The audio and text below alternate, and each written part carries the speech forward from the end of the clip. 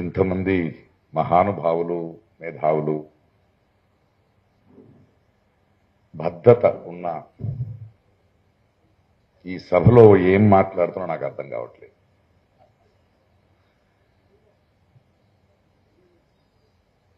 ఎందుకు పిలిచారో ఆలోచించా. ఇన్ఫాక్ట్ ఆయనకు కూడా ఫోన్ వచ్చిందంట ఎక్కడి నుంచి. నేను ఎక్కడికెళ్ళినా కొందరికి ఉంటుంది కదా, జయశంకర్ గారికి ప్రకాష్ రాజ్కి ఏం సంబంధం, ఆయన ఎందుకు పిలుస్తున్నారు అన్నారంట. అలా అడిగిన వాళ్ళకి జయశంకర్ గారు కూడా అర్థం కాలేదు, నేను కూడా అర్థం కాలేదు. భావజాలం ఒకటే, అంతే కదా, ఇంకేముంది. ఈరోజు కొందరు మాట్లాడుతూ జయశంకర్ గారు ఉండుంటే తెలంగాణను చూసేవాళ్ళు అంటున్నారు. ఇప్పుడు ఈ మాటలు వింటుంటే నాకు తమిళ్లో పుదుమై పిత్తన్ అని ఒక కవి రాసిన మాటలు నేను గుర్తొచ్చింది నాకు. ఒక గుడి ముందు వెలుగుతున్న దీపాన్ని జనాలు దండం పెడుతూ నమస్కరిస్తుంటే పుదుమై పిత్తన్ ఒక అగ్గిపుల్లకి నమస్కారం చేశాడంట. ఎందుకని అడిగితే, వెలిగే జ్యోతి కన్నా వెలిగించిన అగ్గిపుల్ల పెద్దది కదా.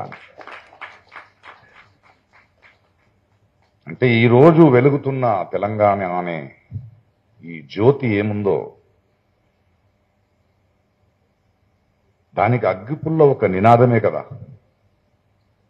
మట్టి పనికైనా మనోడే కావాలా. ఈరోజు ఆయన జయంతి రోజు మనం ఇక్కడ కలిసాము, ఆయన గురించి మాట్లాడుతున్నాము, ఆయన స్మరణ చేస్తున్నామంటే ఆయన తెలంగాణకి కారణమైన అగ్గిపుల్లే. ఈ వేదిక మీద ఇప్పుడు నేను మాట్లాడాలి. సరే, సరదాగా జయశంకర్ గారి గురించి మాట్లాడదామంటే ఆయనతో ఉన్నవాళ్ళు, ప్రయాణం చేసిన వాళ్ళు మాట్లాడేశారు, లేదా గూగుల్ సెర్చ్ చేయాలి. అలా కాకుండా నాకు ఒక సబ్జెక్ట్ ఇచ్చారు. భయం వేసింది సబ్జెక్ట్ చూసిన. ఏంటది? వైషమ్యాల సుడిలో వైవిధ్య భారతం. ఇక్కడో కర్ణాటక నుంచి వచ్చాను సార్, తెలుగులో ఇలాంటి టైటిల్ ఇస్తే ఏం చేయాలి నేను? నాకేదో పెద్ద బ్రేకింగ్ న్యూస్ లా వినపడింది అది. అలాగే ఉంది చూడండి, ఇవాళ టీవీలో వస్తాయి కదా, వైషమ్యాల సుడిలో వైవిధ్య భారతం, లేటెస్ట్ న్యూస్. కానీ ఆలోచిస్తే ఇది లేటెస్ట్ న్యూస్ కాదు. ఇది వైషమ్యాల సుడిలో భారతం వైవిధ్యత అనేది లేటెస్ట్ న్యూస్ కాదు, చాలా పాత న్యూస్. మనం పేపర్ తీస్తే చూస్తాం కదా, వరద వచ్చి హైదరాబాద్ చెరువులా అయిపోయింది. లేటెస్ట్ న్యూసే, కానీ పాత న్యూసే. 2 సంవత్సరాలు కూడా ఇలాగే ఉంది. ఎవడో ఒక రైతు తన పిల్లల్ని చంపి, భార్యని చంపి తను ఆత్మహత్య చేసుకున్నాడు. Latest breaking news, latest news కాదు ఇది. ఎవరో ఇద్దరు వేరే కులపు వాళ్ళు, ఆ జాతి ఈ జాతి లేదు, ప్రేమించుకున్నారు, పెళ్లి చేసుకున్నారు, ఊరోళ్ళందరూ వెళ్ళి ఆడిని చంపేశారు, బ్రేకింగ్ న్యూస్ అంటారు. బ్రేకింగ్ న్యూస్ కాదది. విన్నాం, 2 సంవత్సరాల ముందు ఉన్నాం, 10 సంవత్సరాల ముందు విన్నాం, మా నాన్న విన్నాడు, మా తాత విన్నాడు. ఆ దృశ్యాలు అప్పుడు కూడా చూశారు. ఇప్పుడు టీవీలో చూస్తున్నాం కదా, అది అప్పుడు చూశారు. అలాగే ఇది కూడా వైషమ్య సుడిలో వైవిధ్యత భారతం ఉంది కదా, అది బ్రిటిష్ వాళ్ళ నుంచి, వాళ్ళ ముందు నుంచి ఉంది. కానీ ఇంకా మీరు ఇతిహాసం చూస్తే యావత్ ప్రపంచంలో మనిషి మనుకుల వికాసంలో ప్రపంచంలో ఈ ఏమంటాం మనం, ఈ వైవిధ్యత ఉంది కదా, ఇది ఎప్పుడూ ఎవరో ఒకరు దాన్ని వైషమ్య సూడిలో పెడుతూనే ఉన్నారు. They want to do it. ఎందుకు మనిషి తరతరాలుగా in this whole process of evolution లో ఎందుకు ఈ ఈ ఇంత అద్భుతమైన ఒక కాన్సెప్ట్ని వైషమ్యంలో మనం ఆలోచిస్తే అసలు డైవర్సిటీ ఏంటని మనం అర్థం చేసుకోవాలి. వైవిధ్యత ఏంటి, డైవర్స్ ఏంటి? ఇవాళ నన్ను పిలిపించింది కూడా అందుకే అనుకుంటా. ఎందుకంటే ప్రాయశः భారతదేశంలో ఉన్న ఈ వైరుధ్యత ఏముంది, ఈ డైవర్సిటీ ఏముంది, దాన్ని నాకన్నా అనుభవించిన వాళ్ళు ఎవరైనా ఉన్నారంటే నాకు కనపడట్లేదు. ఎక్కడో ఒక సముద్ర తీరం నుంచి వచ్చిన నాన్న, మంగళూరు నుంచి, ఇంకెక్కడో ఎండిపోయిన గదగ, బెట్టగేరి, బళ్ళారి లాంటి ప్లేస్ నుంచి అమ్మ వలస బెంగళూరుకు వచ్చి అక్కడ పుట్టిన నేను, తమిళు, తెలుగు, కన్నడ, మలయాళం, హిందీ, ఇలా ఎన్నో నదులు, ఎన్నో భాషలు, ఎన్నో సాహిత్యం, ఎన్నో స్నేహితులు.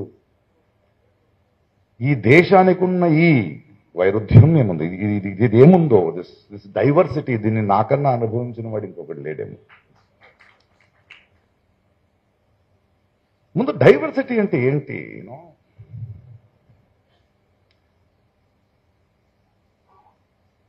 ఈ వైవిధ్యత ఉంది కదా, ఇది ఇక్కడున్న అందరికీ తెలుసు. బట్ నా యంగ్స్టర్స్ కి మనం ఎలాంటి ఒక ఈ విషయం గురించి మాట్లాడేటప్పుడు what is the narrative we have to build అనడానికి మాట్లాడుతున్నాను నేను. మనిషి జీవితాన్ని,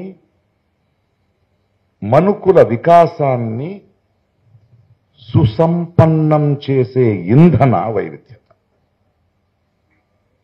diversity is a fuel which enriches human life and the evolution of man. Simple గా మనం ప్రకృతిలో తెలిసిపోద్ది వైవిధ్యత ఇంపార్టెన్స్ ఏంటి. ఒక అరణ్యం చూడండి, ఎందుకంటే మనం ఈ మధ్యలో ఆ సెన్సిటివిటీని మర్చిపోయాం. ఒక అరణ్యం చూస్తే ఒక మహావృక్షం, తర్వాత ఒక చిన్న చెట్టు, ఇంకా చిన్న చెట్టు, పాకే చెట్టు, భూమి లోపల పెరిగే చెట్టు, ఇన్ని రకాలు. మనిషి వెళ్ళడక్కడ సుసంపన్నంగా ఉంటుంది. ఒక సూర్యుడి ప్రఖరతని భరించగలిగే మహా చెట్టు ఉంటే, మహావృక్షం ఉంటే, ఆ ప్రఖరతని తక్కువ భరించేది దాని నీడలో ఉంటుంది. ఇంకా తక్కువ దాని నీడలో ఉంటుంది. ఇవన్నీ కలిసి ఉంటాయి. ద హ్యూమన్స్, జీవరాశులు. That is the richness of diversity. సరే, మనిషి ఎక్కడ అర్థంగా చేసుకోవట్లేదు. ఇప్పుడు మనిషికి ఇది ఎలా హెల్ప్ అయింది, సుసంపన్నం చేస్తుందంటే, మనం simple just go back to history and see. మనకు ఒక సిల్క్ రూట్ ఉంది, వ్యాపారం చేసేవాళ్ళు. మన హిస్టరీ చదివితే యంగ్స్టర్స్ ఎస్పెషల్లీ ఒక 15 దేశాలు, ఖండాలు వ్యాపారం. అది పర్వత శ్రేణులు ఉండొచ్చు, డెజర్ట్స్ ఉండొచ్చు, బై ద సీ. ఆ జర్నీలో వేరే వేరే భాష, వేరే వేరే మనుషులు, వేరే వేరే థింగ్స్. ఈ జర్నీలో పెరిగిన ఈ వికాసం ఉంది కదా, వి shared knowledge, we shared our food. మన భాషని, సాహిత్యాన్ని, ధర్మాన్ని, వివేకాన్ని. ఎందుకంటే మనిషికి బేసికలీ కొత్త దానికి అడాప్ట్ అయ్యే అద్భుతమైన శక్తి ఉంది, ఆ పాసిబిలిటీ ఉంది టు గ్రో. వీళ్ళు ఒకే భాష, ఒకే దేశ, ఒకే ధర్మం అంటారు కదా, వీళ్ళకి ఎలా అర్థం అవ్వాలి ఇది? వీళ్ళు పూజల వాడో పట్టుచీర చైనా నుంచి వచ్చింది. మనం ఇప్పుడు చైనాకు ప్రయాణం చేయకపోతే ఇంకా ఆకలి కట్టుకుని తిరిగేవాళ్ళ వీళ్ళు. Shouldn't we understand that there is so much to learn. ఎన్నో ధర్మాలు వచ్చాయి, ఆ ధర్మంలో ఉన్న గొప్పతనం మనం నేర్చుకోగలిగాం. మన ధర్మంలో ఉన్న దౌర్జన్యాన్ని మనం మార్చుకోగలిగాం బికాస్ ఆఫ్ ద ఎక్స్పోజర్. ఒక దిగంతంనే చూసుకుంటూ బ్రతకలేము మనం. ఆ దిగంతాన్ని చేరుకున్న తర్వాత ఇంకో దిగంతం వస్తుంది, ఇంకో ఎన్ని దిగంతాలు చూస్తావో అంత సుసంపన్నం అవుతాం కదా మనం. మనమందరూ కలిసి ఒకరికొకరు ఇచ్చిపుచ్చుకుని బ్రతకాలి కదా. This is what the silk route. భోజనం చూడండి, ఒక బిర్యానీ తినండి మీరు, అందులో కలిసి ఉన్న వైవిధ్యత. ఎక్కడి నుంచి వచ్చింది మసాలాలు, ఎక్కడి నుంచి వచ్చింది ఉల్లిపాయ, ఏ ప్రాంతం నుంచి తెస్తాం రైసు? అవన్నీ కలిపి ఒక వంట చేస్తే ఆ ఘమ ఫుడ్, అక్కడ వైవిధ్యం కావాలి మనకు. That is food. భారతదేశంలో చేపల గురించి చూడండి, 3 సైడ్స్ సీ. ఇక్కడ అరేబియన్ సీ ఉంది, బే ఆఫ్ బెంగాల్ ఉంది, ఇక్కడ ఇండియన్ ఓషన్ ఉంది. మనలోనే చేపలు ఎలా తింటాము, ఎలా వండుకుంటామని చూస్తే గుజరాత్ టేస్ట్ వేరు, గోవా టేస్ట్ వేరు, మహారాష్ట్ర టేస్ట్ వేరు, మ్యాంగ్లూరు టేస్ట్ వేరు, కేరళ టేస్ట్ వేరు, తమిళనాడు టేస్ట్ వేరు, ఆంధ్ర టేస్ట్ వేరు, వెస్ట్ బెంగాల్ టేస్ట్ వేరు. వీటిని సంభ్రమిస్తూ బ్రతుకుతున్నాం కదా.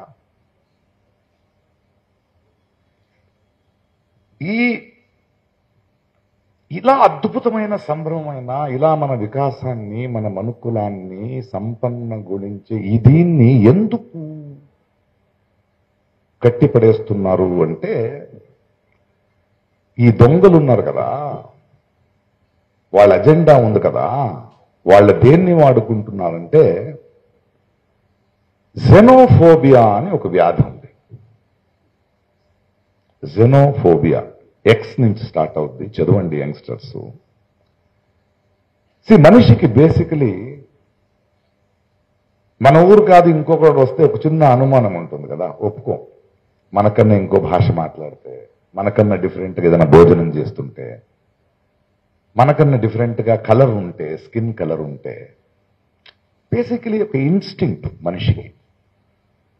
అనుమానంగా చూస్తాం, సంశయిస్తాం, కొంచెం భయం ఉంటుంది, ఇంకేదో. దీన్ని వాడుకుంటారు వీళ్ళు. ఇది ఉంది కదా, దీన్ని వాడుకునే ఓల్డ్ ట్రిక్ ఇది. బ్రిటిష్ వాడు చేసింది అదే కదా, డివైడ్ అండ్ రూల్. కలిసి ఉండకూడదు, చదువు ఉండకూడదు. దీనికి కారణం వాడుకుంటారు కదా, ఈ ఇన్స్టింక్ట్ కి మనం బ్రెయిన్ వాష్ అవుతాం సామాన్యులు. వాళ్ళ బ్రెయిన్ వాష్ అవ్వడానికి వాళ్ళకి చదువు ఇవ్వకూడదు, ఇన్ఫర్మేషన్ ఇవ్వకూడదు, వాళ్ళ మనోవికాసానికి కావాల్సిన ఏ పని కూడా చేయించకూడదు, అలాగే పెట్టారు వాళ్ళని. ఇది తరతరాలుగా జరుగుతోంది. హిట్లర్ చేసింది అదే. మన కులమే గొప్పది, ఆడికి పర్సనల్ యాంగర్ ఉంది జ్యూస్ మీద, దాన్ని పొలిటికల్ ఇలా చేసుకో. ఫస్ట్ వరల్డ్ వార్ అదే, సెకండ్ వరల్డ్ వార్. అండ్ వీళ్ళు మళ్ళీ ఇవాళ మన మహాప్రభు ఉన్నాడు కదా, ఆయన దాకా చెప్తున్నా నేను. వీళ్ళు మళ్ళీ ఈ జెనోఫోబియాను వాడుతూనే ఉంటారు. మీరు చూడండి, వార్స్, మన హిస్టరీ ఆఫ్ రీసెంట్గా గణేష్ దేవిండి చాలా అద్భుతమైన ఒక ప్రొఫెసర్ ఆయనతో మాట్లాడుతుంటే, ప్రకాష్ చూడు, first world war, second world war, ఆ తర్వాత థర్డ్ వరల్డ్ వార్ లేదు, but cold war, America Russia.